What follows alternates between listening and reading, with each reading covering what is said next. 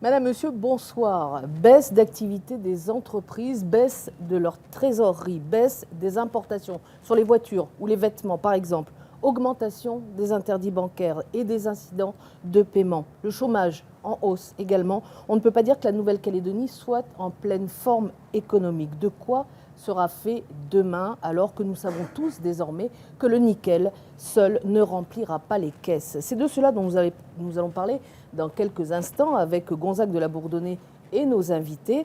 Et comme d'habitude, avant d'ouvrir le chapitre politique, c'est une experte qui vient nous éclairer ce soir. Il s'agit de Catherine Riss, professeure et chercheure en économie à l'Université de la Nouvelle-Calédonie. Bonsoir Catherine Riss. Bonsoir Nathalie. Et avant de vous placer sous le feu de nos questions, eh bien, un coup de projecteur sur la réalité de l'économie calédonienne avec Bernard Lassos.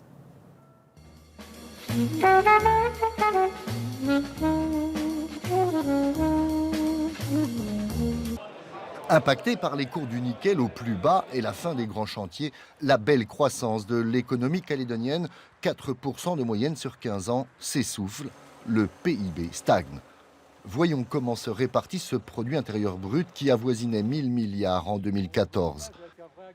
L'essentiel, 45%, est issu des services hors commerce. Cela inclut notamment les services aux personnes, la santé, les banques, les transports. De son côté, l'administration représentait 17% de ce PIB, principalement en salaire. Puis viennent le commerce, 12%, le BTP, 11%, les industries hors nickel, 9%. Le nickel ne pesait, lui, que pour 4% du total, 2 fois moins qu'en 2010. Pour autant, mine et métallurgie restent le moteur de l'économie calédonienne. Le nickel, c'est 12 000 emplois directs et indirects. En valeur, 93% de nos exportations et 100 milliards reversés chaque année dans le tissu économique local.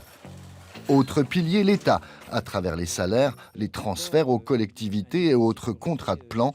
La France a versé à la Nouvelle-Calédonie l'équivalent de 17% de ce PIB.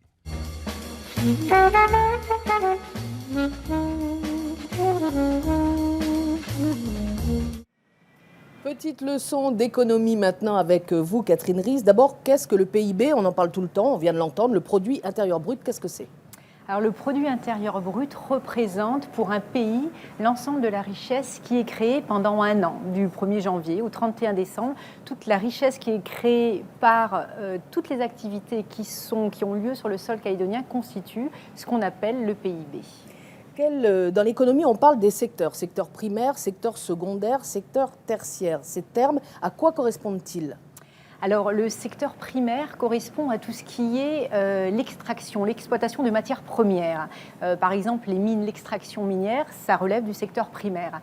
La sylviculture, l'agriculture, la pêche, tout ce qui est vraiment l'exploitation simple, j'ai envie de dire première, des ressources naturelles. Le secteur secondaire correspond à une transformation de ces matières. Dès qu'il y a transformation, un processus de transformation, on a une matière première, on a des biens intermédiaires, on les transforme pour en faire un autre bien. C'est du secteur secondaire, c'est de l'industrie. Les usines, tout à fait, les usines métallurgiques, le nickel qu'on transforme, c'est du secteur secondaire. Le secteur tertiaire, c'est le secteur des services. On l'a entendu dans le petit reportage, c'est aujourd'hui ce qui est le cœur de l'activité de l'économie calédonienne. C'est le secteur le plus important, où le plus de richesse est créée, où le plus de valeur ajoutée est créée. Les banques, par exemple, relèvent de ce secteur. Voilà, tous les services, le commerce, etc. Qu'est-ce que la croissance ? Alors la croissance, c'est quand la richesse créée par un pays augmente. Et c'est mesuré de façon, on va dire, formelle. Le taux de croissance correspond mathématiquement à l'augmentation du PIB. Donc on mesure le PIB sur une année. Sur l'année suivante, on fait le taux de variation entre les deux et on a le taux de croissance. Et il est positif quand la richesse créée a augmenté d'une année sur l'autre. On peut dire que malgré ces difficultés, la Nouvelle-Calédonie continue quand même à avoir une croissance honorable ? Alors, la Nouvelle-Calédonie a connu des taux de croissance exceptionnels. Pendant plus de 15 ans, on l'a entendu, près de 4% de croissance, qui est tout à fait exceptionnel. Au vu de la richesse qu'a déjà la Nouvelle-Calédonie, on est quand même sur un niveau de richesse de PIB par habitant qui est élevé. Les pays dans le monde qui ont le même niveau de richesse que nous n'ont pas connu ces taux de croissance. Donc, on était effectivement sur une période de très forte croissance, 4%. Et là, les dernières estimations sur le taux de croissance de 2014 montrent un taux de croissance à 1,3, 1,2%. Donc effectivement, on est dans une phase de croissance que l'on pourrait qualifier qui peut-être plus basse, c'est sûr, mais plus de long terme. Qu'est-ce qu'une politique de relance ? Une politique de relance, c'est quand on va utiliser les politiques économiques dont l'État, dont les services publics peuvent user pour relancer l'activité économique. On va augmenter les dépenses, qu'on appelle les dépenses publiques. On va se lancer dans des grands travaux, dans les infrastructures, etc., dans le but de relancer l'activité économique. Qu'est-ce qu'une politique d'austérité ? A contrario, une politique d'austérité, c'est quand au contraire, on veut réduire les dépenses publiques, on veut réduire ces dépenses, on veut augmenter aussi la fiscalité pour augmenter les recettes, souvent ça correspond à une nécessité d'équilibrer le budget ou de gérer le budget public. Comment est-ce qu'elle se situe, la Nouvelle-Calédonie ? Est-ce que c'est un pays sous-développé ? Est-ce que c'est un pays en voie de développement ? Comment est-ce qu'on peut le définir ? Alors, tout va dépendre du critère qu'on utilise. Il existe plusieurs définitions, mais la définition la plus souvent utilisée pour classer ces pays en développement, économie en développement, économie développée, c'est le PIB par tête. Donc, le niveau de richesse d'un pays qu'on divise par le nombre d'habitants. Et selon ce critère, la Nouvelle-Calédonie est effectivement classée parmi les pays riches du monde, avec un niveau de richesse par habitant qui est comparable aux grandes économies de la planète. Il y a d'autres critères, évidemment. La diversification de l'économie, par exemple. La Nouvelle-Calédonie a une économie relativement diversifiée. On a une qualité des infrastructures de transport, de télécommunications qui sont quand même bien développées. C'est des infrastructures de santé, d'éducation qui sont développées. Ça relève de caractéristiques d'économie développée. On a aussi quelques caractéristiques qui, là, nous classent clairement parmi les économies en développement, ou en tout cas qui sont celles des économies en développement. C'est notre grande dépendance à une ressource naturelle non renouvelable. C'est-à-dire le nickel. On l'a vu, 93% des exportations de la Nouvelle-Calédonie, c'est cette ressource-là. Donc ça nous fragilise, on est dépendant. Et c'est aussi les fortes inégalités qui existent, qui sont créantes, les inégalités de revenus qui existent en Nouvelle-Calédonie.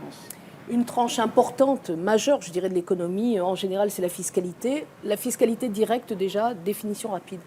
Alors, effectivement, on parle de fiscalité directe et de fiscalité indirecte. La fiscalité directe, c'est quand on va prélever de l'impôt sur une personne en fonction de ses revenus. Donc, on va taxer la personne en fonction de ses revenus.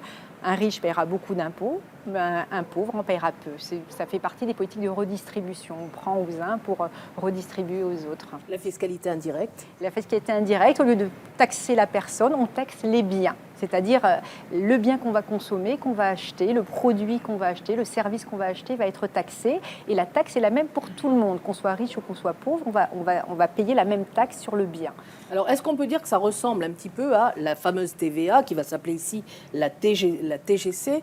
Expliquez-nous, c'est un petit peu compliqué, mais essayez de nous expliquer simplement ce que c'est. Alors, la TVA, la taxe sur la valeur ajoutée, c'est un impôt qui est donc, ça relève de la fiscalité indirecte, qui est fixé, qui est prélevé sur la consommation d'un bien. On consomme un bien et sur ce bien, il y a une taxe de 20, 11 ou 3% selon les taux qui sont en vigueur. Et en fait, cette taxe, elle va relever de vraiment la valeur qui a été ajoutée au produit. C'est pour ça qu'on parle de taxe sur la valeur ajoutée. Le produit a été transformé, il passe dans une usine, dans une entreprise. On entre des matières premières, des biens intermédiaires, on transforme, on revend. L'entreprise a créé de la valeur entre ce qui est rentré dans son entreprise et ce qui est sorti. Et cette taxe va taxer sur la valeur qui a été ajoutée. Alors en quoi cette taxe, elle est, dit-on, plus égalitaire par rapport au système actuel ?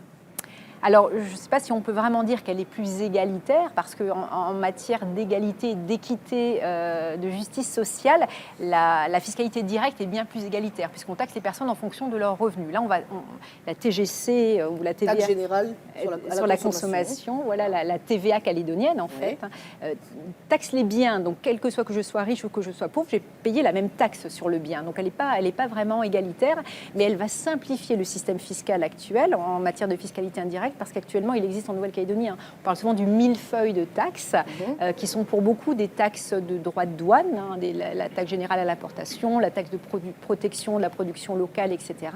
Et la TGC, en fait, va supprimer, va remplacer 7 de ces taxes. Est-ce que ça veut dire justement que ces taxes douanières, on parle sans arrêt de ce millefeuille, est-ce qu'elles vont disparaître? Pas toutes, mais certaines.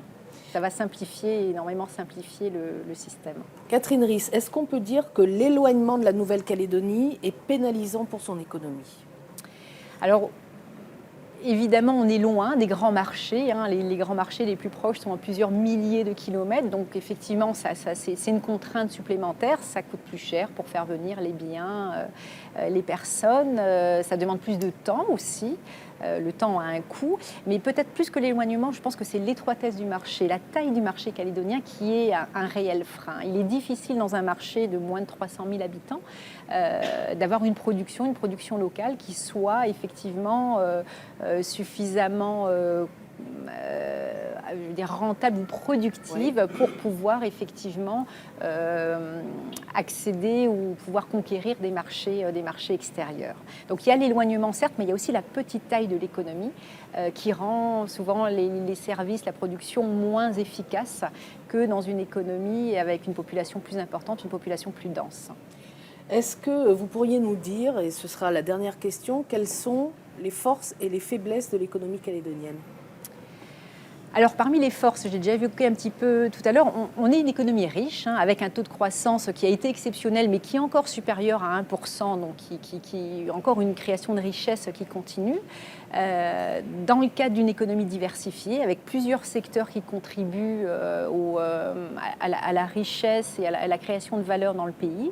On a des infrastructures qui sont développées, qui permettent de mettre en œuvre une production, une innovation tout à fait... Par exemple le Médipôle, voilà, le Médipôle, les infrastructures de transport portuaires, routières, les infrastructures de télécommunication, qui ne sont pas parfaites certes, mais qui correspondent quand même qui participent, on va dire aussi à la productivité de l'économie. Du côté des faiblesses, il y a la grande dépendance par rapport au nickel. On en a déjà parlé, à cette ressource naturelle non renouvelable, la dépendance par rapport aux transferts qui viennent de la métropole, également les inégalités qui sont criantes et ça veut dire qu'on n'utilise pas tout le potentiel en fait de la population calédonienne. La population est l'une des principales richesses d'un pays, et quand on laisse une partie de la population qui ne peut pas participer, qui ne participe pas à l'activité économique, c'est en fait une sorte de gaspillage de ressources pour le pays. Quand on parlait des inégalités, l'autre jour, en préparant cette émission, vous me disiez qu'on fait quasiment aussi fort, sinon mieux que les États-Unis, en termes d'écart de richesse. Oui, alors ça dépend comment on mesure ça, mais si on prend par exemple l'écart du revenu moyen des 5% les plus pauvres de la population calédonienne avec les 5% les plus riches, on a un écart de 9,5, c'est-à-dire les 5% les plus riches ont en moyenne un revenu supérieur de 9,5 fois aux 5% les plus pauvres. Et sur ce critère, on est effectivement presque les champions du monde devant les États-Unis. Merci Catherine Riss d'être venue nous apporter vos lumières sur ces termes économiques qu'on emploie souvent mais qu'on ne maîtrise pas forcément. Merci à vous. On retrouve maintenant Gonzague de la Bourdonnais et nos invités pour le débat.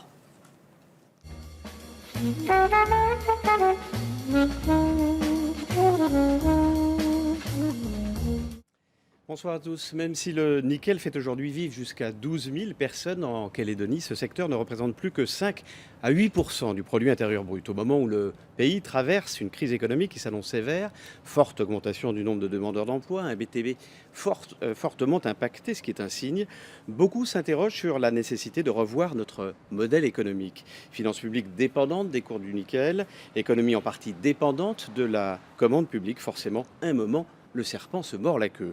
Pourtant, les potentialités de développement ne manquent pas en Calédonie. Tourisme et services reliés, économie bleue, 5000 emplois déjà, agriculture encore insuffisamment développée et très assistée, recherche, économie numérique.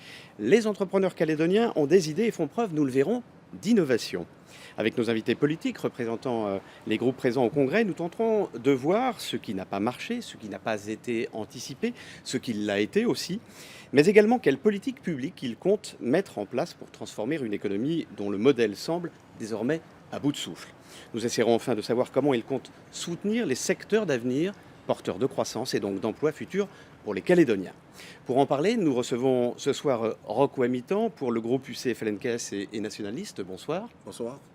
Également Grégoire Bernu pour le groupe Les Républicains. Bonsoir. Bonsoir. Philippe Dunoyer pour Calédonie Ensemble. Bonsoir. Bonsoir. Bonsoir également à la chaise vide, laissée par le groupe uni qui n'a souhaité déléguer personne ce soir pour parler d'économie. Je rappelle que tout au long de l'émission, vous pouvez réagir en direct avec le hashtag 75 minutes NC via Twitter ou la page Facebook de NC Première. Les meilleurs posts seront, comme à chaque fois, affichés à l'écran. Messieurs, première des questions que vous avez accepté d'affronter, cette crise d'un genre nouveau, est-ce que vous l'avez vu venir? Et si oui, qu'est-ce que vous avez prévu pour l'anticiper? Qui veut commencer? Je veux bien Je ne l'ai pas, hein. Non, Je veux bien me lancer puisque, en l'occurrence, grâce à l'intervention de Madame Rist tout à l'heure, on a eu quelques indicateurs qui montrent que le ralentissement était quand même perceptible depuis quelques années. Je voudrais l'illustrer avec deux exemples qui sont parlants. Le premier, c'est le marché de l'emploi. Le marché de l'emploi, pendant 6 ans, entre 2005 et 2010, créait entre 2000 et 2500 emplois par an. Et puis, entre 2011 et 2015, ce rythme est passé à 500 emplois par an. Et on le sait aujourd'hui, l'année dernière, malheureusement, était une année où pour la première fois, on a détruit de l'emploi plutôt qu'on en a créé. Donc c'était déjà un indicateur assez important. Et puis, ça a été aussi indiqué la croissance réelle, c'est-à-dire la possibilité pour la Nouvelle-Calédonie d'avoir chaque année, ça a été dit, un très bon taux de croissance. C'était 3,7 à 4% entre 1998 et 2010. Et bien, ce taux de croissance, il est passé entre 2011 et 2013 à 1,6, 1,7, il a été divisé par 2. Et entre 2013 et 2015, il est passé à 1, on l'a dit tout à l'heure, il a été divisé par 3 ou 4. Donc ce sont à la fois sur le marché de l'emploi et plus globalement au secteur économique, à l'analyse macroéconomique permettait déjà de percevoir des signes de ralentissement, même si l'économie reste encore... Mais alors, là, j'entends bien ce que vous dites, Philippe Dunoyer, mais je repose à nouveau la question. Qu'est-ce que vous faites pour anticiper ça? On a l'impression souvent que les politiques, vous êtes obligés d'être au pied du mur pour d'un coup se dire « Ah tiens, il faudrait peut-être qu'on trouve autre chose, le nickel, il n'y a plus que ça ». Grégoire Bernu. Oui, ce qu'on n'a pas anticipé, en fait, ce sont les périodes de vaches maigres. Parce que, pardonnez-moi, parce qu'en fait, en réalité, la conjoncture, elle est ce qu'elle est, c'est-à-dire que les crises économiques, ça existe. Un certain nombre de pays sont touchés par des crises économiques. Et ce qu'on n'a pas anticipé, nous, ce sont les périodes de vache maigre, c'est-à-dire qu'on n'a pas su faire en sorte de disposer de finances publiques suffisamment solides pour pouvoir affronter précisément ces périodes difficiles. Et aujourd'hui, c'est bien le problème auquel on est confronté. Par exemple, qui n'a jamais été mis en place. Par exemple, le fonds souverain. Et aujourd'hui, le problème auquel on est confronté, c'est évidemment de rétablir la situation des finances publiques et des comptes sociaux. Comme vous le savez, on a également le problème du RUAM, par exemple, et qu'on traîne comme des boulets. Et ça nous empêche de disposer de marge de manœuvre pour pouvoir impulser de véritables politiques de relance économique très rapidement. Roch Ouamitan, quelle est votre vision sur ces 25 dernières années? Puisque finalement, quand même, on savait qu'on était en sur-régime, que les accords de Matignon, puis l'accord de Nouméa avaient provoqué une surchauffe de l'économie. Donc on savait qu'on allait revenir derrière. Et puis finalement, aujourd'hui, on a l'impression qu'on est un peu le bec dans l'eau. Oui, je voudrais tout d'abord dire sur la question du nickel, je pense qu'il ne faut pas trop enterrer trop vite le vieux nick, comme on dit. Voilà. Ben oui. Pour vous, l'après-nickel, c'est pas maintenant, comme le demande un téléspectateur. Je pense que le terme l'après-nickel, il est pas... Il est un peu provocateur. Voilà, bon, il est peut-être provocateur. Parce que le nickel, on l'aura toujours. Hein. La ressource, elle est là, elle ne va pas bouger. Elle prend une place de moins en moins grande. Elle n'est pas inépuisable non plus. Elle n'est pas inépuisable, bien sûr, mais peut-être avec les nouvelles technologies, nous allons pouvoir à un moment donné exploiter le nickel à faible teneur. Voilà, plus faible teneur que ce qu'il est exploité à l'heure actuelle. Donc l'enterrer, il ne faut pas trop l'enterrer trop vite parce que, en fait, bon, quand on écoute les experts en la matière, ils disent que bon, les difficultés donc, vont se poursuivre en 2017, 2018, puis peut-être qu'en 2018, 2019. En même temps, l'offre, elle est c'est ce que les dit. surabondante. Voilà. Mais Les- bon, les- voilà, les c'est faibles teneurs. ce qu'ils disent. Donc peut-être que ça va revenir. Maintenant, c'est vrai que, Gonzalo, ce que vous dites, c'est qu'on voit bien qu'au moment des accords, l'accord de Matignon-Oudinot, l'accord de Nouméa, c'est intéressant. Quelqu'un avait fait un jour le comparatif entre la signature des accords et le flux financier en provenance de la métropole. Donc la Nouvelle-Calédonie a bénéficié de cela. Mais tout le monde savait qu'à un moment donné, Il n'a pas duré. eh ben, ça allait s'arrêter. Et c'est là que je crois qu'il faut qu'on fasse tous notre meilleur culpa. Nous n'avons pas su anticiper. Parce qu'on le savait de toute façon. Les 4% dont parlait Madame la professeure tout à l'heure, repris par Félix Desnoyers, ça, c'était exceptionnel. Bon, tout le monde, à un moment donné, au moment où le taux de croissance il était à 4%, tout le monde disait, ben voilà, on est les plus riches, etc., le PIB le plus important par tête d'habitant en Nouvelle-Calédonie, etc., etc. Mais tout le monde savait qu'à un moment donné, ça va s'arrêter. Et là, le robinet, ben, il s'est arrêté. Donc, je ne pense pas qu'on va connaître, disons, ce flux important, ce flux financier important qui est venu avec les accords de Matignon. Il faut revoir autre chose. Hein. C'est-à-dire que maintenant, il faut vraiment s'attaquer à notre modèle économique. Et alors justement, quand vous parlez de... Là, vous êtes d'accord pour dire que vous n'avez peut-être pas anticipé qu'il y a eu des erreurs. Mais moi, ce que je ne comprends pas, c'est que quand on fait ce constat-là, malgré tout, on continue à s'orienter vers des secteurs ou essayer de développer des secteurs dont on sait qu'eux aussi ne marchent pas bien. Je pense notamment au tourisme ou à l'agriculture où on n'est pas autosuffisant. Est-ce qu'il faut aussi s'entêter à continuer dans ces secteurs-là, Philippe Dunoyer? Oui, alors peut-être un petit complément par rapport aux précisions qui ont été apportées par Roch-Romitan. C'est vrai que le 4%, ça semble un chiffre un peu extraordinaire, mais enfin c'était quand même 4% pendant 15 ans. Hein. Pas 4% de manière conjoncturelle sur 2 ou 3 ans. C'est-à-dire durablement, pendant 15 ans, le taux de croissance réelle était de 4%. Effectivement, On savait que ça n'allait pas durer quand même. On le savait bah, depuis ça a le quand début. même duré pendant 15 ans. Donc ça ne devait pas durer parce qu'à un moment, forcément, on commence à atteindre un niveau de développement, ce qui a été dit tout à l'heure par Madame Riz d'ailleurs, hein, qui fait d'aujourd'hui la Nouvelle-Calédonie un territoire développé. Donc forcément, ce taux de croissance, cette croissance réelle, elle s'est ralentie. Par contre, il y a eu quand même des mesures qui ont été prises. Hein. Il ne faut pas non plus trop noircir le tableau. Je voudrais d'abord rappeler que le budget de la Nouvelle-Calédonie a été redressé. En tout cas, le budget de fonctionnement, le budget propre de la Nouvelle-Calédonie est passé de 57 milliards à 42 milliards en 2 ans, moins 25%. Pour faire quoi? Pour sécuriser et protéger le budget d'investissement. Ce sont environ 12 milliards que chaque année les élus du Congrès à la Nouvelle-Calédonie, 12 milliards à la province sud, injectent dans le secteur économique. Mais à côté, on a aussi eu des mesures qui ont été destinées vers le BTP. C'est le régime de la réduction d'impôt pour le logement intermédiaire, 1000 logements, c'est-à-dire 25 milliards de travaux, l'allongement de la défiscalisation. On est le seul territoire métropolitain aujourd'hui qui bénéficie d'une défiscalisation encore à la fois nationale et locale. Et puis on a aussi des grands projets, vous l'avez dit tout à l'heure dans votre sujet, en l'occurrence, le Néobus, qui a quand même été validé et financé par une taxe délibérée et votée au Congrès. Ce sont 20 milliards de travaux. Dans le secteur du nickel, Roch-Romitan a raison, ce n'est pas encore fini. On a notamment un projet de centrale qui pourrait représenter 80 milliards de travaux. À côté, on a des secteurs qui ne sont pas si en difficulté que ça, je dirais. Enfin, je pense surtout au tourisme. Hein. Le tourisme a décollé ces dernières années. Hein. Il a décollé sur la un Nouvelle-Zélande. frémissement, C'est un frémissement Ah sur bah, la Nouvelle-Zélande, petit l'Australie, décollage, mais hein. avec tout ce qui Frémissement, a on est été passé de 100 000 à 115 000. Avec tout, Oui. enfin, quand on voit ce que Fidji ou Vanuatu a fait avec beaucoup moins de moyens, où ils ont beaucoup plus de touristes qui viennent chaque année les voir, est-ce qu'il ne faut pas se poser les vraies questions? Grégoire Bernu, est-ce que par exemple sur le ciel qui n'est pas franchement ouvert, on a un modèle fidjien à côté avec beaucoup moins de moyens, un hub qui s'est ouvert à toutes les compagnies et qui pourtant protège sa compagnie nationale et a un nombre de touristes très nettement supérieur au nôtre? Est-ce qu'il ne faut pas finalement se dire là on s'est un peu planté, il faut qu'on change de direction?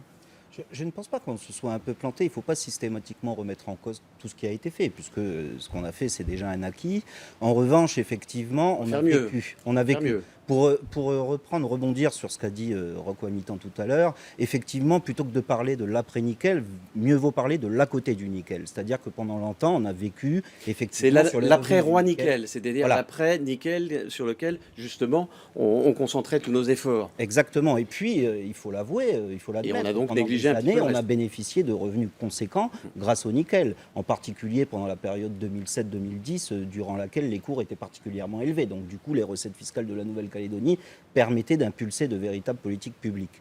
Ce qu'il faut bien comprendre, en fait, c'est qu'aujourd'hui, on arrive dans une période de vache maigre et qu'aujourd'hui, notre priorité doit être effectivement de rétablir la situation des finances publiques, parce que j'entends bien ce que dit Philippe Dunoyer. Effectivement, il y a des efforts qui ont été faits, il n'en demeure pas moins qu'on est toujours au quotidien. Oui, mais pour confronté à un rétablir certain les nombre de finances problèmes. publiques, il faut créer de la richesse. Et il faut réformer la fiscalité déjà. Hein, Oui. Il faut déjà une Voilà, vraie elle- On va réforme. venir à la fiscalité. Voilà, tout à il l'heure. faut bouge, déjà la une fiscalité, vraie en ce réforme de la moment, hein. fiscalité. C'est en cours, alors on espère qu'elle va aboutir, parce que malheureusement, dans notre pays, ça s'explique aussi, hein, il ne s'agit pas de jeter l'opprobre sur qui que ce soit, mais dans notre pays, on a souvent mélangé la réforme de la fiscalité avec des problèmes de vie chère. Or, le véritable problème en ce qui nous concerne, c'est un problème de recettes fiscales. Parce qu'on entend souvent qu'effectivement, il faut diminuer les dépenses. Certes, il faut les diminuer, mais en Nouvelle-Calédonie, il faut plus les rationaliser que les diminuer. Parce qu'il y a quand même eu, vous en avez parlé tout à l'heure, un certain nombre de transferts de compétences qui ont été opérés. Il faut bien les Mais financer. encore une fois, vous parlez Voilà. beaucoup de finances publiques, mais les finances publiques, elles viennent aussi mais de la j'y viens. richesse créée par les entreprises, par les J'y secteurs. viens. Alors voilà. Alors, le tourisme, pourquoi on n'arrive pas à aller un petit peu plus loin? Est-ce qu'il ne faut pas revoir le modèle Eh bien, précisément parce que pour impulser des politiques publiques, il faut disposer de moyens. Vous ne pouvez pas impulser des politiques publiques et soutenir un secteur comme le tourisme, qui est un secteur très important pour la Nouvelle-Calédonie. Beaucoup de choses ont été faites et il faut poursuivre ce travail. Mais Comment fait pourquoi- Vanuatu, qui a beaucoup moins de finances publiques, pour avoir plus de tourisme aujourd'hui que nous en Calédonie chaque Oui, année? mais il ne faut pas systématiquement Oui, mais- comparer le nombre de touristes, parce qu'après, il faut voir quel est le niveau de vie des Nivanuatais. précisément. En l'occurrence, précisément, le niveau de vie en Nouvelle-Calédonie, vous le savez, est plus élevé qu'au Vanuatu. Donc après, il faut continuer à impulser ce genre de politique publique. Il y a beaucoup de choses qui ont été faites, encore une fois. Maintenant, le tourisme, ça reste un secteur majeur. Il n'en demeure pas moins que ça ne doit pas être le seul secteur. Est-ce que ça veut dire justement, en parlant du tourisme, et quand Gonzague prend l'exemple du Vanuatu ou de Fidji, est-ce que ça veut dire, par exemple, Rocco Amitan et Philippe Dunoyer, qu'il faudrait, dans ce secteur-là, tout revoir, et en particulier, par exemple, les salaires, la façon dont les gens sont payés dans ces secteurs-là, de l'hôtellerie, du tourisme, parce qu'effectivement, on ne peut pas comparer avec ce qui se passe au Vanuatu. Est-ce que là aussi, il faudrait mettre en toute une modification, tout un bouleversement en action pour justement arriver à avoir un tourisme compétitif? Philippe Dunoyer et Rocco Amitan ensuite. Alors le tourisme, c'est quand même un secteur qui dégage 25 milliards de chiffre d'affaires par an. Il y a quand même 5000 personnes qui peut-être nous regardent ce soir qui commencent à être inquiètes. Hein. Si on arrête le tourisme, elles vont être inquiètes parce qu'elles travaillent dans le secteur du tourisme. Développer. Mais encore une fois, je le redis, alors ça a l'air d'être rien, mais passer de 100 000 à 115 000, même si ça reste que 115 000, on passe quand même de 100 000 à 115 000 en 2 ans. Et en l'occurrence, sur 2016, on continue de constater une croissance à 2, 3%, 4% du nombre de touristes. Donc pour vous, il Et n'y a pas de modèle à changer? non, c'est pas ce que je veux dire. Je veux dire qu'en Vous répondez pas à tous encore. En l'occurrence, à la ce question. modèle finit par produire des fruits. Probablement parce que d'abord des contrats de destination ont été signés entre la Nouvelle-Calédonie et l'Australie, la Nouvelle-Calédonie et la Nouvelle-Zélande et bientôt avec le Japon. Probablement aussi parce que globalement on a entrepris une politique de rénovation et de construction hôtelière qui donne de la visibilité à la Nouvelle-Calédonie. Hein. Il y a quelques années on avait un établissement 4 étoiles, maintenant on en a 4 étoiles et plus, et peut-être un 5e à Lifou. Mais la destination Et globalement, reste très cher. La destination reste très chère, mais on ne peut pas décider arbitrairement dans un secteur, même si je comprends la question, de réduire les salaires de ceux qui contribuent à ce secteur pour attirer plus de personnes, parce que les Mais ce personnes ne serait vont pas une payer mécanique que les globale. salaires du Ce serait tourisme. une mécanique globale, évidemment. Il faut soutenir le tourisme. On peut le faire beaucoup mieux maintenant, parce qu'encore une fois, la politique est plus homogénéisée. Et on a aussi, il ne faut pas l'oublier, mais vous le savez, environ 400 000 croisiéristes qui arrivent en Nouvelle-Calédonie aujourd'hui. Peut-être, dit-on, 1 million d'ici à 2020. Des infrastructures, il faut le dire aussi, qui vont bénéficier aux entreprises. Ces travaux en temps et en heure. Et il y a le port autonome, mais la Nouvelle-Calédonie va Parce qu'il y a engager Fidji aussi. qui attend son heure aussi. Oui, donc, oui, mais en l'occurrence, on arrivera certainement à faire des investissements de plusieurs dizaines de milliards pour accueillir ces bateaux. Et donc, le secteur du tourisme est naturellement un secteur en devenir, en développement, mais sur lequel on a déjà de bons résultats à constater. Rocco Amitan, qu'est-ce que vous en pensez? Est-ce que vous pensez justement qu'il faudrait qu'il y ait revoir toute la mécanique, je veux dire en amont, et notamment, alors Je sais que la désindexation était un des chevaux de bataille de l'Union calédonienne, mais au-delà de ça, est-ce qu'il faut revoir tout depuis le début pour faire en sorte que le tourisme en Calédonie devienne Je compétitif? crois qu'il faut arriver à mettre en adéquation l'énorme potentialité que nous avons au niveau du tourisme, de l'attraction touristique.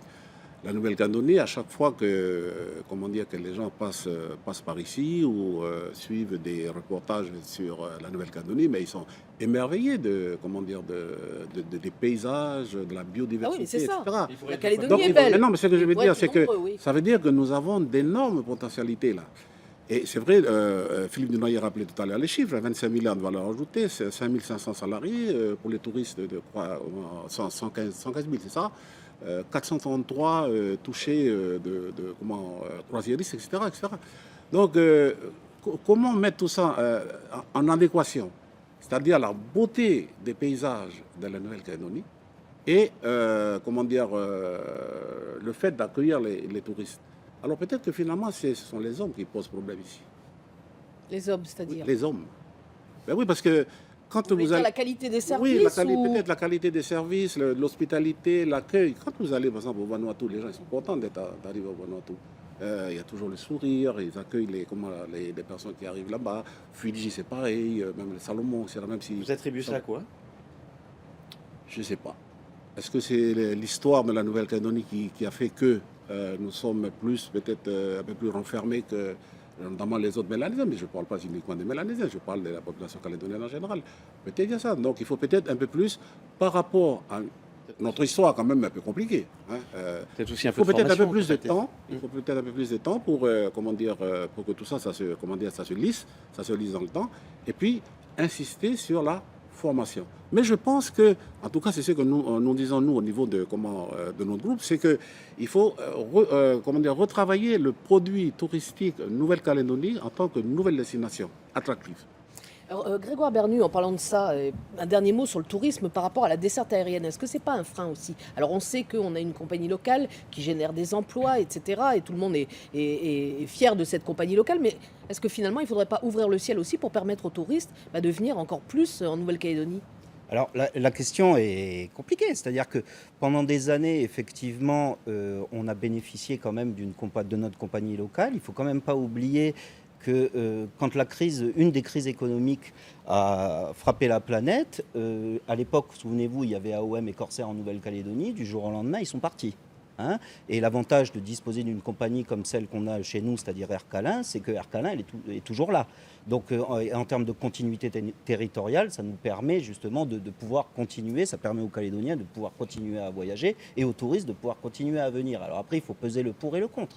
Effectivement, ouvrir le ciel, c'est une excellente idée pour promouvoir le tourisme. Je crois savoir qu'un certain nombre d'actions en ce sens ont été engagées, mais la Nouvelle-Calédonie, ça représente par rapport à de grandes compagnies internationales, ça représente un petit potentiel. Donc il faut régulièrement négocier, poursuivre le débat avec les compagnies pour un jour peut-être les faire venir. Moi, ce que je voudrais rajouter par rapport à tout ce qui a été dit, c'est précisément parce qu'on a trop basé notre développement économique sur le nickel qu'on n'a peut-être pas suffisamment développé le tourisme pendant les années précédentes. Maintenant qu'on a compris, a priori, que le nickel ne va plus rapporter ce qu'il rapportait précédemment, peut-être que les mentalités vont changer et qu'on va peut-être pouvoir justement s'appuyer sur tout ce qui a été fait en matière touristique pour promouvoir cette activité.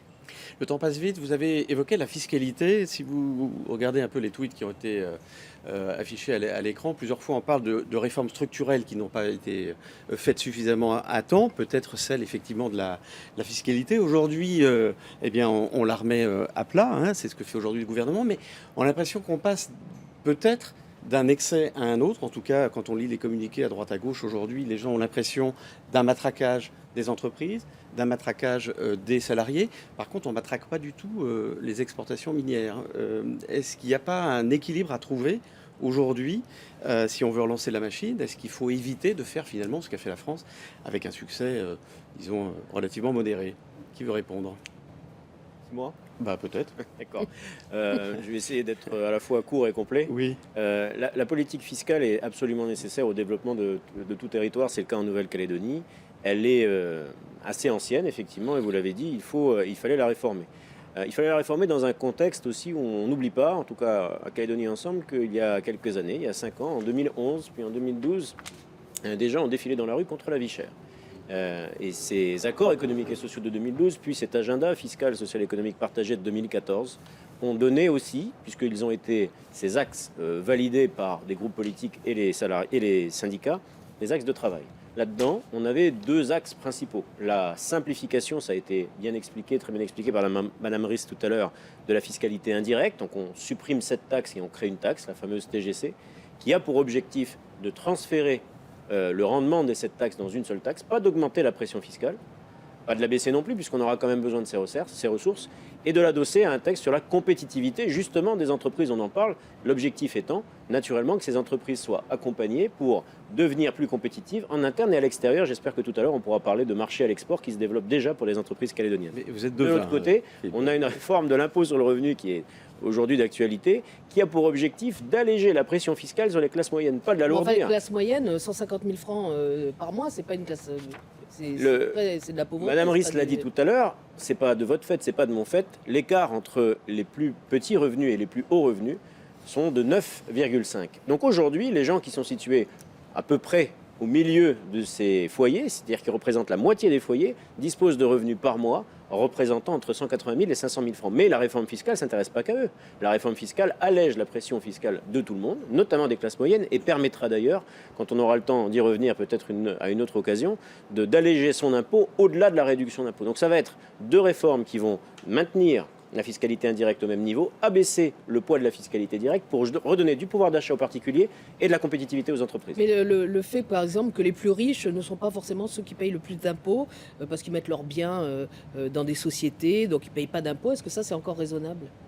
C'est peut-être un constat. On a eu Faut le reconnaître, Congrès. parce qu'on sait très bien que ce sont aussi les gros chefs d'entreprise, Voilà, c'est ça, etc., en fait. qui investissent et qui vont créer de l'emploi. Mais En une phrase, est-ce en qu'il n'y a un pas mot, des inégalités là-dessus? certainement, mais en un mot, l'option qui a été retenue par le gouvernement récemment a été de prévoir des impôts, des réformes, des taxes, si et seulement si vous partez avec votre richesse à l'extérieur du territoire. Par contre, si vous décidez d'investir en Nouvelle-Calédonie, dans d'autres entreprises, si vous participez au développement de la Nouvelle-Calédonie, la pression fiscale s'est allégée. Donc on a fait un choix de promouvoir le développement endogène et pas la sortie des capitaux.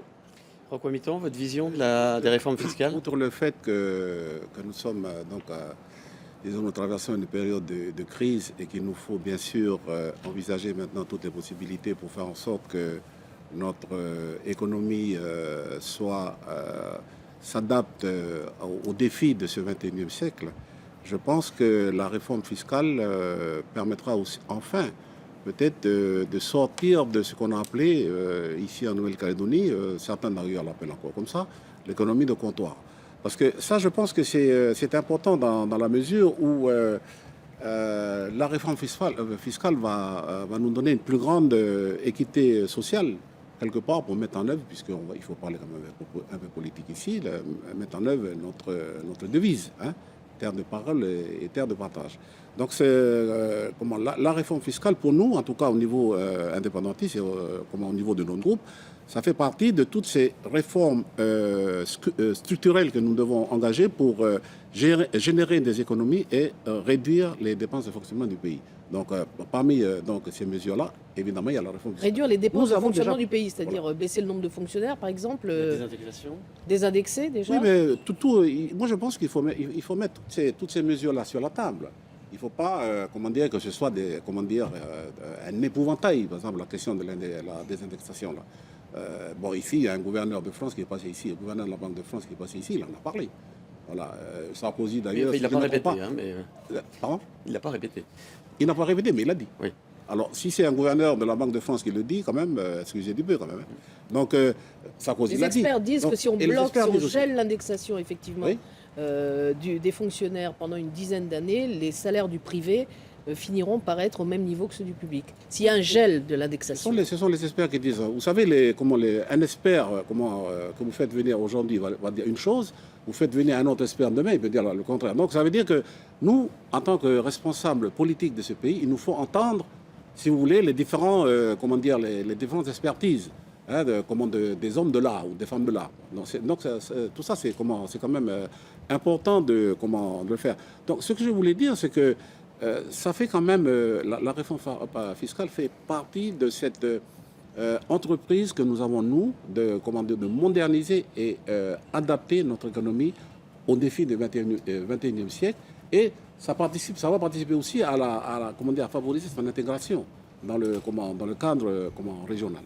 Grégoire Bernu, un mot encore sur la fiscalité. Le pacte de stabilité fiscale, est-ce qu'il a encore une raison d'être? Est-ce que, on trouve nulle part ailleurs le don d'une ressource pour rien, quoi? Est-ce qu'il a été nécessaire à un moment donné? Est-ce qu'il est encore nécessaire? Finalement, on a l'impression qu'on fait peser sur les entreprises et sur les salariés, et pas tellement sur les groupes miniers.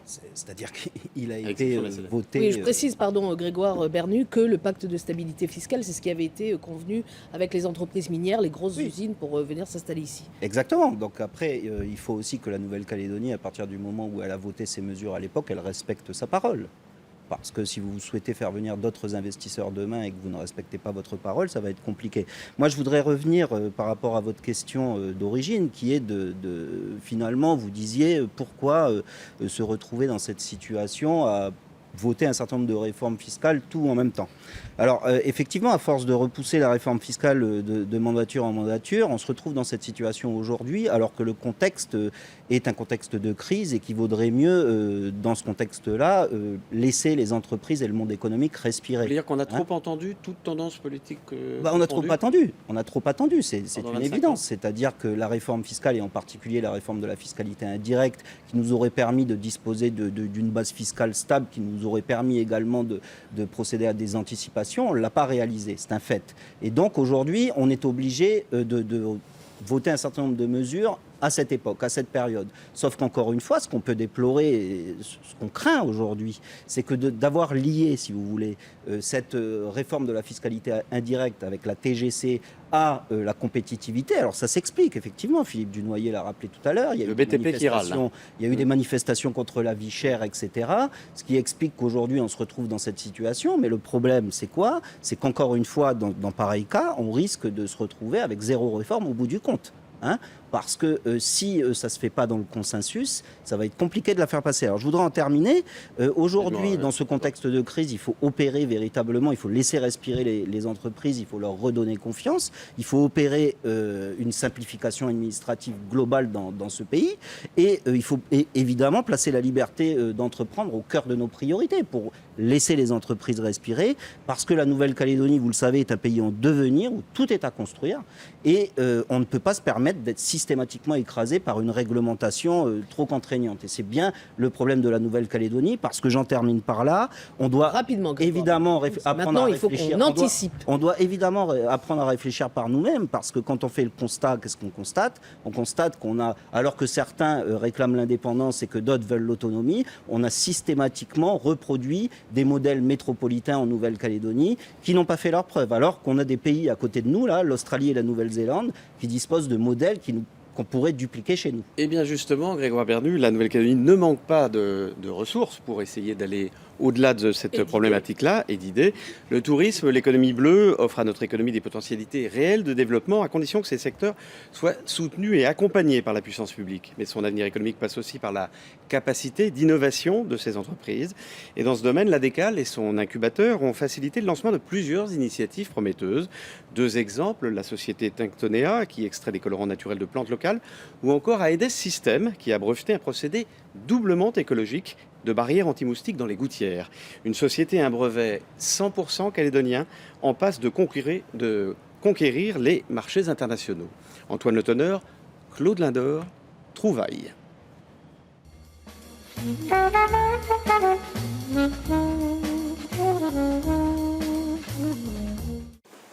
De ces virées en forêt, en savane ou dans le maquis minier, elle rapporte des fruits, des feuilles ou des écorces.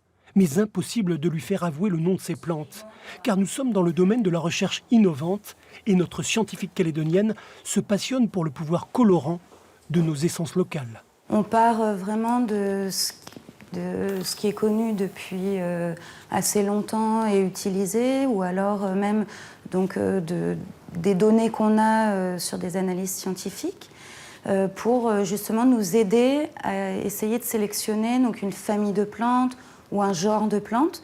Puis ensuite, on fait les tests en laboratoire pour voir si il y a des activités d'intérêt ou par exemple un potentiel colorant de nos plantes.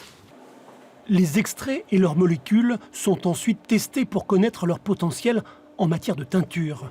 Mais pas seulement, car les plantes de la biodiversité calédonienne peuvent être valorisées en agroalimentaire, en cosmétique ou en pharmacologie.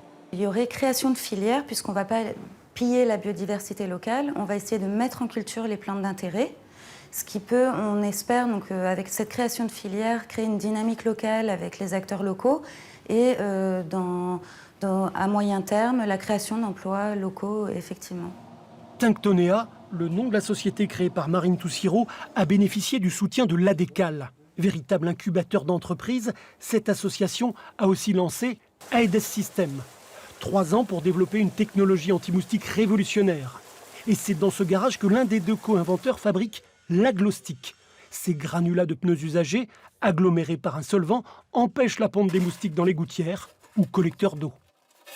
Il a fallu qu'on mette en relation les scientifiques entomologiques ici en Nouvelle-Calédonie et les techniciens du matériau pour que l'eau passe d'une façon suffisante pour respecter les normes, mais pas le moustique.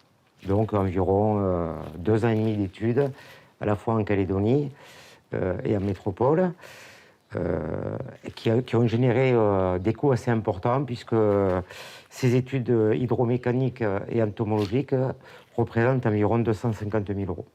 30 millions pacifiques et plusieurs brevets internationaux déposés, sans compter sur la validation des autorités sanitaires calédoniennes et métropolitaines, le succès est fulgurant. On a des contacts à peu près sur les 5 continents aujourd'hui. Notre modèle économique, c'est distribuer des licences d'exploitation. On a le potentiel pour devenir premier franchiseur de Nouvelle-Calédonie. C'est-à-dire que nos licenciés, on va leur fournir une clé pour démarrer le moteur, l'outil industriel, la technologie. On ira sur place former leur personnel. Ils n'auront plus qu'à démarrer. Chaque mois, cette entreprise innovante triple son chiffre d'affaires. Tout ça car Thierry Suviri avait découvert des centaines de larves de moustiques dans ses gouttières et qu'il ne voulait plus que son fils attrape la dengue. Recopitant un bel exemple d'entreprise non seulement innovante, mais qui exporte. Comment est-ce que les politiques peuvent accompagner finalement des petites entreprises qui auront des coûts à l'exportation élevés, de protection de brevets, Comment est-ce que vous pensez que la puissance publique peut accompagner ces entreprises, soit des micros ou projets ou des plus gros projets? Je pense que le dispositif existe déjà, mais à l'avenir, ce qui était quand même intéressant de le noter, c'est que en faisant référence au schéma NC 2025, donc il y a un certain nombre d'idées qui sont développées à ce niveau-là pour développer une stratégie de recherche et d'innovation. Moi, je suis confiant et optimiste quant à la capacité des Calédoniens, notamment des chefs d'entreprise, de faire preuve d'innovation, chacun à leur niveau et chacun dans leur secteur d'activité. Je pense que ça vient peut-être de ce qu'on a appelé ici l'esprit, par exemple, l'esprit pionnier des Calédoniens, parce que la Nouvelle-Calédonie, c'est quand même une terre neuve, une terre nouvelle. Voilà, depuis le début de la colonisation jusqu'à maintenant. Donc il y a beaucoup de choses à faire. Donc, on parlait tout à l'heure du tourisme, par exemple. Le tourisme a d'énormes potentialités. Mais en matière d'innovation, c'est pareil aussi. Il y a beaucoup de choses à faire. Mais donc, il faut favoriser, justement, aider, soutenir les personnes comme ces entreprises dont on vient d'entendre le témoignage. Au moins, les pouvoirs publics, les provinces, la Nouvelle-Calédonie, il faudrait quand même qu'ils puissent aider ces personnes-là. Parce que ce sont quand même des chefs d'entreprise qui font preuve de patriotisme économique, si on peut dire ça. Donc il faut les aider. D'autant plus qu'il nous faut absolument pouvoir exporter notre savoir-faire, exporter nos compétences, exporter nos produits, nos services, etc., vers l'extérieur. Et comment on peut faire? On peut faire sur des secteurs, pour le moment, compte tenu des des différences au niveau du coût de la vie, des coûts de production, etc., entre nous et puis les pays de la zone. Il nous faut de toute façon travailler sur des secteurs assez pointus quand même. Voilà. On ne peut pas se permettre d'exporter, on va dire comme ça, vulgairement, du tout, de n'importe quoi. Non, il y a des secteurs vraiment précis. Et là, je pense que ce sont des bonnes, vraiment des beaux sujets qui peuvent inspirer les politiques d'aide et de soutien des collectivités. Il y a un tweet qui va vous plaire, Rocco Amitan, quelqu'un qui écrit « L'innovation est enfin prise en compte, alléluia ». Grégoire Bernu, un mot comme facteur de richesse, oui. Bien sûr. Grégoire Bernu, votre avis là-dessus, justement, sur le fait de faciliter les entreprises, de les aider, notamment quand elles sont dans des secteurs innovants. Alors bien évidemment, ça devient une impérieuse nécessité. Et c'est là qu'on rejoint la première partie de l'émission, c'est-à-dire que nous, ce qu'on pourrait faire dans pareil cas, c'est de voter des dispositifs d'incitation fiscale, des dispositifs fiscaux propices à l'innovation. Ce qu'on pourrait faire également, c'est créer, si on disposait des financements nécessaires, créer un fonds dédié à l'innovation calédonienne, qui permettrait précisément de financer ces entreprises innovantes. Et ce fonds local serait abondé par des sociétés ou des particuliers qui bénéficieraient de réductions d'impôts en contrepartie. Donc vous voyez que la puissance publique peut intervenir dans ce domaine pourvu qu'elle dispose de marge de manœuvre et qu'elle est actée dans ses principes qu'il s'agit de secteurs à soutenir. À partir du moment où nous, on considérera globalement, qu'il y a une majorité qui se dégagera pour considérer que les entreprises innovantes, ça doit être un domaine à développer en priorité, parce qu'aujourd'hui, c'est déjà le cas. Il y a beaucoup de choses qui sont faites, sauf qu'il n'y a qu'une quinzaine d'entreprises innovantes en Nouvelle-Calédonie, alors que c'est véritablement un secteur porteur pour l'avenir. À partir du moment où on considérera qu'il faut aller de l'avant, on votera des mesures d'incitation fiscale et on développera un fonds dédié à l'innovation calédonienne. Il y a un secteur qui s'exporte. Les exportations, aujourd'hui, c'est l'une des faiblesses de la Nouvelle-Calédonie, puisque je crois que Catherine Riss disait que 93% des exportations étaient liées au nickel. Oui. Qu'est-ce qu'on peut faire pour inverser la tendance, il ne faut pas exagérer, mais en tout cas diminuer cette part et augmenter les autres exportations? Alors, il faudrait, et ça va être le cas aussi en matière d'innovation, j'interviens en dernier, mais je tiens à le dire quand même, un schéma territorial pour l'innovation va sortir. Il est en construction depuis déjà plusieurs mois et il va justement s'adosser à deux outils financiers, la création d'un fonds pour attirer des financeurs privés et la dotation au moyen de crédit d'impôt d'un intérêt pour ces investisseurs à venir sur l'innovation, sur des secteurs qui sont, comme vous l'avez dit, porteurs et pour lequel on a un outil qui est assez peu connu encore, mais je voudrais le citer, qui est la Technopole, qui est un outil développé au sein de la DECAL, avec notamment un incubateur qui sert, et je pense d'ailleurs que... Précisez peut-être, Philippe Dunoyer, qu'est-ce que c'est qu'un incubateur pour les gens qui disent... C'est un espace, un incubateur accélérateur. Une nurserie d'idées. Exactement, voilà, où des porteurs de projets, il y en a quand même une douzaine aujourd'hui, à l'heure où on parle, développent des projets, ils ont besoin d'être accompagnés, d'être équipés peut-être un peu mieux, informés, ou renseignés sur les moyens budgétaires, comptables et juridiques. Il y en a 12, il y a 30 projets qui sont en attente. Et cet incubateur, cet accélérateur-là, justement, d'entreprises, commence à générer un flux d'entreprises qui pourraient, non seulement en Nouvelle-Calédonie, mais vous l'avez dit tout à l'heure pour aider ce système, et il y en a d'autres, s'exporter. Et en l'occurrence, là aussi, un schéma territorial de l'export va pouvoir s'adosser sur des initiatives qui ont été prises récemment. Vous vous souvenez d'un déplacement récent en Nouvelle-Zélande avec des chefs d'entreprise. Il faut savoir, ça peut paraître étonnant, que déjà en Nouvelle-Calédonie, une société construit des lambris, des clôtures en PVC et exporte en Nouvelle-Zélande. La Nouvelle-Zélande est intéressée par notre secteur de la construction parce qu'ils ont beaucoup à faire avec la reconstruction de Christchurch, par exemple. Et que ce soit en Australie ou en Nouvelle-Zélande, les entreprises en Calédonie, et je crois que ça a été dit, développent aujourd'hui et disposent d'un savoir-faire qui peut être, même dans ces grands pays industrialisés, intéressant. Il y a un secteur, c'est quelque chose dont on avait été témoin en Australie, qui marchait très fort là-bas et qui est vraiment une bonne piste pour exporter des produits, ce sont les fermatons. C'est-à-dire qu'on élève des thons qu'on vend au marché japonais dans les lagons, dans des sortes d'immenses bacs au sein même du lagon. Pourquoi une idée comme ça, puisqu'on parle aussi beaucoup de l'économie bleue, pourquoi ça ne pourrait pas se faire en Calédonie ?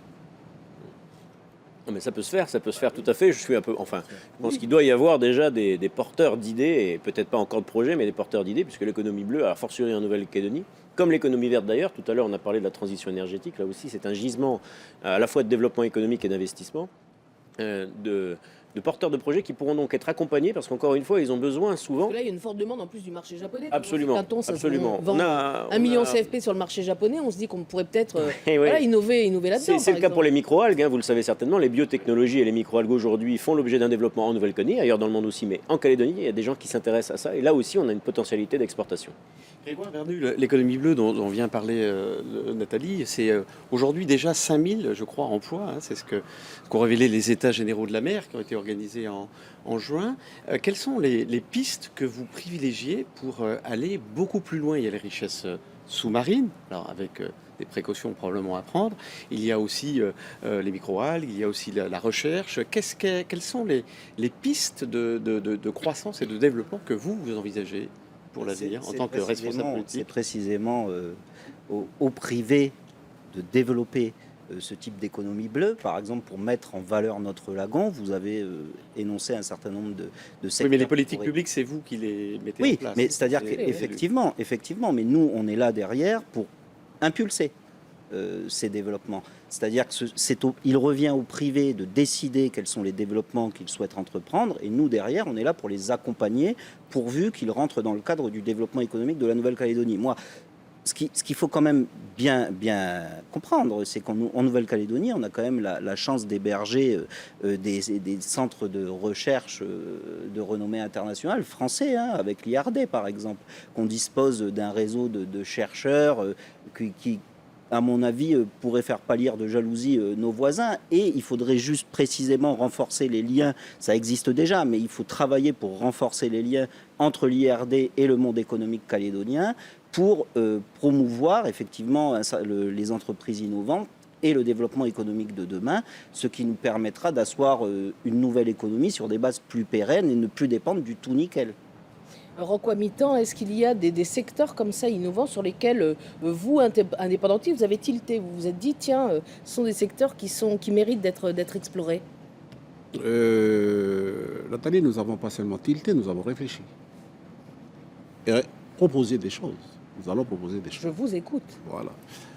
Et notamment sur la question du secteur de l'économie bleue, quand même, il ne faut pas oublier que la Nouvelle-Calédonie est quand même en question au niveau de l'espace maritime, nous sommes 5e quand même dans le Pacifique. C'est-à-dire c'est quand même une immense zone dont nous pouvons tirer avantage et tirer profit de cela. Et donc en développant évidemment cette activité autour de ce qu'on appelle l'économie bleue. Je vais juste rappeler 3 choses qui est notre objectif au niveau de notre groupe, que nous avons donc déjà arrêté, et donc nous allons soumettre en discussion avec nos partenaires, ou même ça pourrait déjà se mettre en place au niveau du gouvernement. La première chose, c'est quoi? C'est une gestion durable des espaces et des ressources marines. Ça va permettre de, si vous voulez, chercher à préserver la bonne qualité des écosystèmes qui sont propres à chaque zone spécifique, et la mise en œuvre d'une pêche durable avec la préservation des ressources halieutiques. Hein, c'est ça, je pense que c'est déjà un point important. Une gestion durable des espaces. Voilà, c'est ça, c'est dans les espaces marins. Ça rentre peut-être aussi dans le cadre du lagon au patrimoine mondial. Ok. Ensuite, deuxième point, c'est identifier le potentiel maritime dans toutes ses dimensions. Microalgues, nodules polymétalliques, hydrocarbures, terres rares, etc., etc. Troisième objectif, optimiser la prévention des risques et la sécurité des activités maritimes, des compétences qui sont actuellement partagées entre la Nouvelle-Calédonie et l'État. Donc ça veut dire que ça, ce sont des objectifs. Bon, je ne vais pas vous décliner ensuite toute la panoplie de mesures que le groupe a arrêté déjà dans nos réflexions et écrit sur le papier, mais ça va être, peut-être on aura d'autres occasions pour en parler. En tout cas, il faut tirer avantage du fait que nous sommes une île dans un espace maritime très très important au niveau du Pacifique. Est-ce qu'il y a, je vous pose la question à tous les trois, parce que ça nous a été posé par des internautes, est-ce qu'il y a ici en Nouvelle-Calédonie des possibilités de trouver du gaz ou du pétrole? On l'avait dit il y a des dizaines d'années, il y a même la baie des pétroles, etc. On disait qu'il y en avait dans le nord, même dans Nouméa. Est-ce que ça, ce sont des pistes qui sont encore envisageables ou pas du tout? Pas à ma connaissance pour le moment, mais je ne suis pas, j'avoue, là-dessus, forcément le mieux informé s'agissant de recherche et de potentialité de découverte de nouvelles ressources. Mais par contre, l'innovation, elle a ceci de très intéressant, de très spécifique, qu'elle est universelle, elle s'intéresse absolument à tous les secteurs. On parle de secteurs d'économie bleue, d'économie verte, du numérique, mais vous savez aussi que les services à la personne, et notamment dans le secteur de la santé et du social, sont aussi des sources potentielles de développement d'entreprises innovantes. 45% du PIB sont les services. Sur les services. Oui. Et on peut innover aussi en matière de services, et notamment dans la relation à autrui, dans la relation aux particuliers. On sait que notre population vieillit, les plus de 60 ans ont doublé ces dernières 25 années. Pardon Philippe Dunoyer, plus d'entreprises par exemple, quand vous dites de services, pour aider par exemple les personnes âgées, pour... Oui, mais avec ça va plus loin que une ça. innovation aussi dans la relation, dans le service également aux personnes. Et justement, un besoin se crée aujourd'hui. Comment est-ce qu'on favorise? Parce que ça, ce sont des auto-entreprises, des entreprises Oui. individuelles, ce sont les plus fragiles aujourd'hui. On sait bien que dans les années qui viennent, il y aura moins de salariés en Nouvelle-Calédonie, il y aura plus d'auto-entreprises. Comment est-ce que vous imaginez pouvoir aider davantage et favoriser davantage l'éclosion de ces auto-entreprises en Nouvelle-Calédonie? On a un exemple. Enfin, je peux citer un exemple très rapide dans le secteur qu'on a évoqué seulement tout à l'heure, dont on n'a pas parlé malheureusement, c'est l'agriculture. L'agriculture, malheureusement, vous l'avez dit tout à l'heure, c'est le nombre 30% d'actifs, seulement de ce que l'on consomme. même pas. On produit 15% de nos besoins. Donc on importe 85% de nos besoins. La Réunion, c'est 45%. On peut doubler et tripler donc notre taux de couverture. Mais pour ça, il faut des acteurs. Pour attirer des acteurs, ça fait référence un petit peu à votre référence à la stabilité fiscale. Il va être proposé bientôt un régime de stabilité fiscale pour les jeunes agriculteurs, qui va considérer à leur démontrer que s'ils s'intéressent à l'agriculture, s'ils s'installent en tant qu'agriculteurs, ils pourront être exonérés de leurs revenus pendant 18 ans. Et puisqu'en l'occurrence il va falloir des terres pour ça, ceux qui vont leur louer leurs terres vont être exonérés pendant 18 ans des revenus tirés du foncier. Si on crée ces bulles de protection fiscale, c'est-à-dire si on se prive de rentrées potentielles, ce n'est pas des pertes, ce sont des manques à gagner. On peut créer de l'initiative, en tout cas on peut attirer des gens dans des secteurs qui sont, on le sait, aujourd'hui sous-développés et qui nécessitent un appui des pouvoirs publics. L'auto-entreprise, l'avenir de la Nouvelle-Calédonie, Grégoire Verdu? Au-delà des leviers fiscaux dont je vous parlais tout à l'heure ou du fonds dédié à l'innovation calédonienne, ce qu'il faut, ce qu'il faut promouvoir, c'est par exemple les grappes d'entreprise, vous savez, les fameux clusters, pour que les moyens soient mutualisés et pour permettre justement un développement à moindre coût pour les entreprises qui prennent des risques quand même dans ces secteurs-là, parce que ce sont souvent des investissements dont les retours ne sont obtenus que 5 ans après, dans le meilleur des cas, quand ça marche. Donc il faut promouvoir et favoriser des dispositifs comme les clusters, comme le capital risque par exemple. Ça n'existe pas encore. C'est-à-dire expliquer... le capital risque, c'est-à-dire ça avait été le cas en Nouvelle-Calédonie en 2007, je crois, entre 2007 et 2010, il y avait un fonds qui avait été créé. Le privé pouvait investir dans ce fonds en contrepartie de réduction fiscale, et ce fameux fonds avait permis le développement d'entreprises parfois innovantes. Et je crois savoir qu'à l'époque, ce fonds avait pu lever la bagatelle en très peu de temps, d'ailleurs, de 2 milliards 400 millions de francs CFP. Donc vous voyez que ces dispositifs, ils existent. C'est-à-dire qu'en fait, ce fonds, après, il prend des parts dans l'entreprise innovante, il se fait rémunérer à des taux qui, en général, sont supérieurs aux taux bancaires, mais il n'en demeure pas moins qu'ils prennent les risques avec l'entreprise. Donc c'est ça qu'il faut qu'on arrive à promouvoir en Nouvelle-Calédonie pour justement soutenir les entreprises, le développement des entreprises innovantes et asseoir notre économie sur des bases beaucoup plus pérennes. Alors vous parlez justement de clusters, on a parlé d'incubateurs. Là, il y a eu un tweet qui est passé. Pourquoi ne pas imaginer un trophée des startups? C'est vrai qu'il y a aussi de l'idée là-dessus en Nouvelle-Calédonie. On sait que l'économie est de plus en plus dématérialisée. Est-ce qu'on ne peut pas justement, voilà, avec l'arrivée du numérique, est-ce qu'on ne peut pas envisager justement de favoriser aussi des jeunes entreprises comme ça qui créeraient des applications, des logiciels ou autres? Rocco Amitan, par exemple. Est-ce que là, vous avez fait plus que tilter là-dessus? On a pas seulement tilté, mais fait des propositions. Tout à l'heure, Philippe Dunoyer parlait du schéma territorial, c'est ça? Le schéma territorial pour l'enseignement supérieur et l'innovation. Voilà, mais nous, on a proposé aussi d'élaborer un plan stratégique pour la recherche aussi et l'innovation. Et on a parlé justement aussi d'encourager la création de clusters, de groupes, regroupements d'entreprises. Et d'ailleurs, en parlant de cela, tout à l'heure, on parlait de l'économie bleue. ça a été très intéressant, Les États la généraux. réunion du cluster maritime, là. Oui. Voilà, parce que quelques jours avant, nous avions reçu au niveau du groupe les responsables et ils nous ont parlé justement de toutes ces possibilités là, en matière d'emploi, justement par rapport à ce cluster maritime qu'ils sont en train de mettre en place. Alors on arrive assez rapidement à la fin de l'émission, ça passe vraiment très très vite. On a envie, chacun, de vous poser une dernière question. D'abord, un tweet là faisait référence à une question que tout le monde se pose finalement, c'est pourquoi on investit en Nouvelle-Calédonie? Aujourd'hui, il faut peut-être, pour mener à bien tous ces projets, il faut redonner aussi confiance aux investisseurs. Et pour leur donner confiance, il faut aussi qu'il y ait, pour les grandes filières, des projets publics structurants. Vous avez parlé tout à l'heure des Néobus, il y a eu avant le Midi-Pôle. Là, on ne voit pas très bien ce qu'il va y avoir après. Alors, je voudrais rapidement, peut-être chacun, à votre tour, en 1 minute chacun, est-ce que vous avez, vous, des idées de projets structurants pour les 10 années à venir? Par exemple, encore une fois, pour le BTP qui râle, bon, il râle souvent, mais enfin là, il râle plus que d'habitude, parce que la situation est plutôt grave. Philippe Dunoyer. Alors, je commence. Je l'ai dit tout à l'heure, on va avoir un projet en Nouvelle-Calédonie qui va certainement de toute façon devoir se réaliser. C'est la construction d'une nouvelle centrale électrique à la SLN. Quel que soit le type de cette centrale, à gaz ou à charbon, c'est environ 80 milliards de travaux qui vont de toute façon... Pour les devoir être entreprises effectués. calédoniennes? En grande partie, j'en suis absolument convaincu, je le souhaite en tout cas pour les entreprises calédoniennes. Un autre secteur important, c'est la transition énergétique.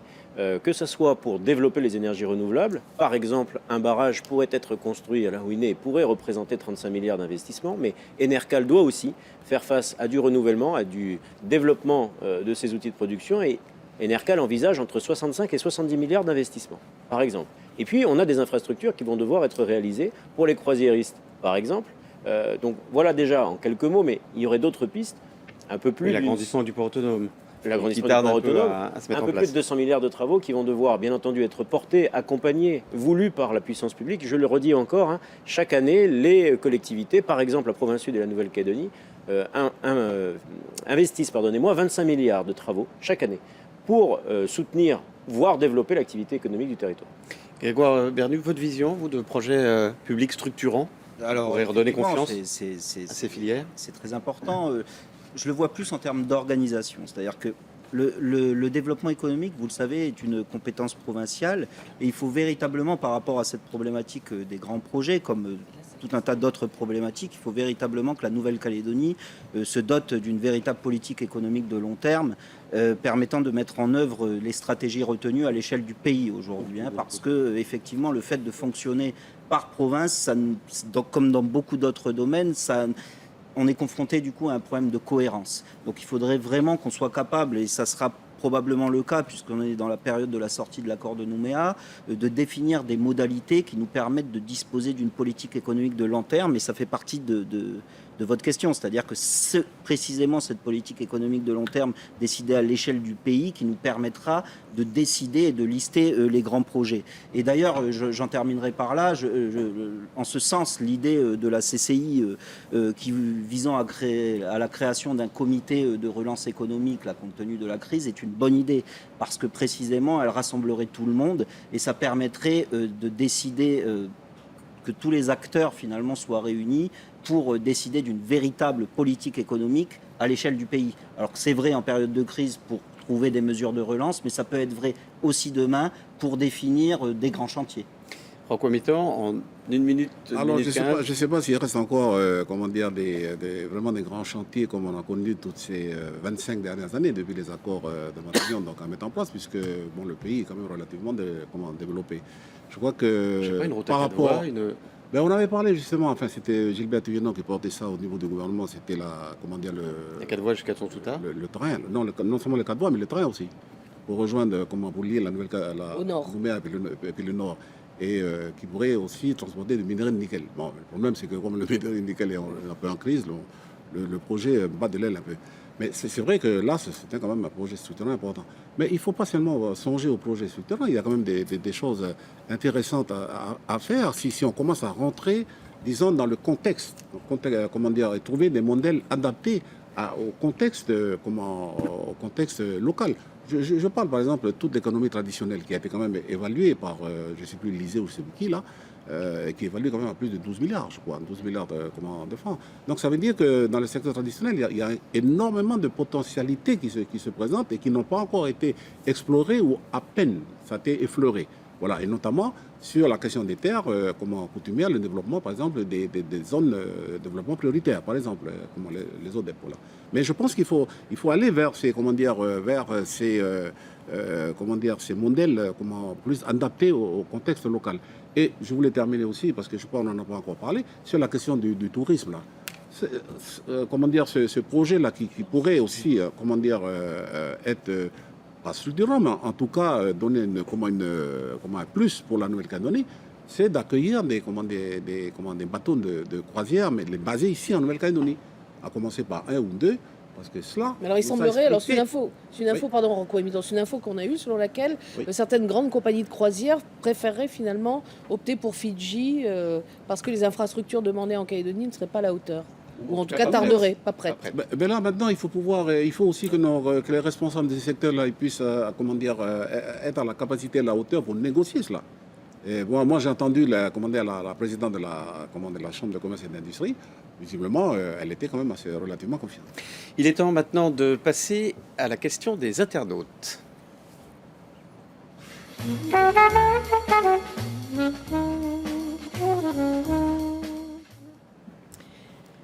Parmi les questions, nombreuses questions, vous les avez vues déjà en tweet tout à l'heure, on n'a pas pu malheureusement répondre à toutes, mais ce qui nous est parvenu sur Facebook. Alors là, c'est une question pour vous, je dirais, Rocco Amitan. Les transferts de l'État, les 170 milliards que verse la France à la Nouvelle-Calédonie, comment est-ce qu'on peut compenser le jour où il y a une indépendance ? Réponse courte. Oui, s'il vous plaît. Est-ce que c'est possible ? Est-ce qu'on peut se passer des 170 milliards ? Oui, on a fait le calcul aussi. Donc, ça fait 125 milliards, 150 à peu près, 150 milliards au niveau des transferts. Mais dans l'autre sens, il y a 123 qui remontent. Voilà. Ça ne reste pas au niveau du pays. Donc la réflexion, évidemment, elle est en cours chez nous, puisqu'on y réfléchit à cette question de transfert. Et on pourra de toute façon faire des économies sur pas mal de secteurs. Mais bon, je ne peux pas développer la question là, puisque c'est l'enseignement, par exemple. Sur l'enseignement, on avait lancé, il y a à peu près un comité de signataires, il y a à peu près 15 ans de cela, à Paris.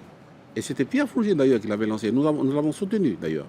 C'était le plan 1000 professeurs à l'horizon 20 ans. Donc c'est il y a 15 ans de ça. Voilà. Ça veut dire qu'on l'avait acté au comité des signataires à Paris. Et le problème, c'est qu'on ne l'a pas mis en place. Mais si on l'avait mis en place, ça nous aurait évité quand même, de payer chèrement nos professeurs. Voilà. Autre question, comment attirer les investisseurs en Nouvelle-Calédonie avec aussi peu d'avantages pour les PME, des taxes importantes, des charges sociales galopantes dans un micro-marché? Grégoire Vernu. En restaurant la confiance, c'est-à-dire qu'il faut donner confiance au monde économique. C'est un peu le sens peut-être de la question. C'est-à-dire qu'aujourd'hui, il y a quand même un certain nombre d'investisseurs qui sont venus en Nouvelle-Calédonie, en particulier dans le monde du nickel. Aujourd'hui, c'est depuis le dernier comité des signataires où on a enfin réussi à apaiser les débats et tous se mettre d'accord. On travaille à restaurer la confiance et ça va beaucoup mieux, vous avez pu le constater. Ça, on peut le dupliquer à d'autres secteurs. C'est-à-dire attirer les investisseurs en Nouvelle-Calédonie, c'est possible.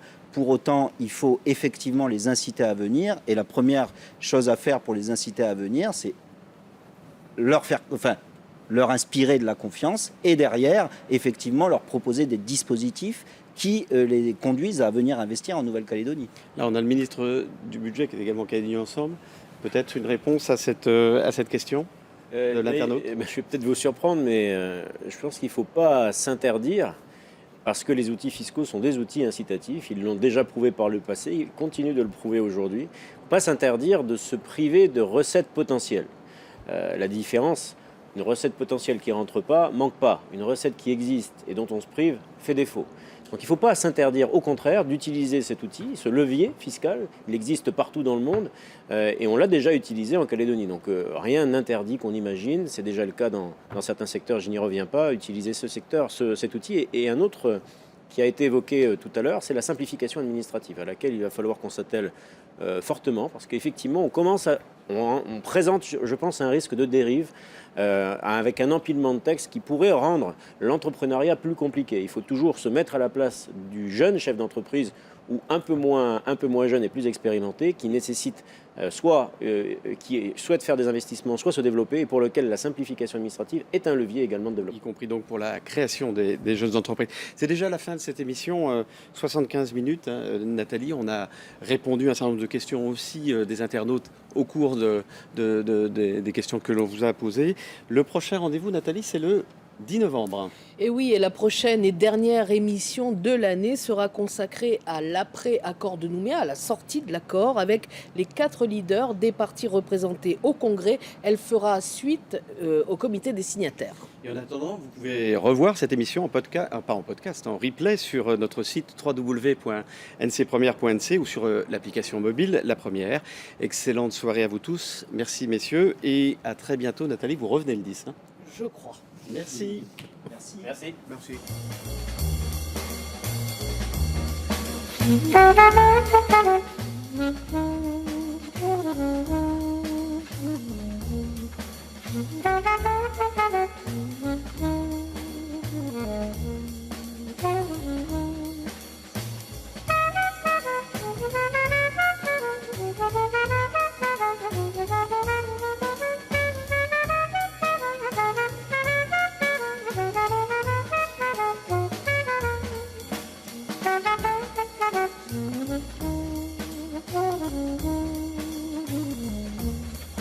Retrouvez cette émission sur ncpremière.nc.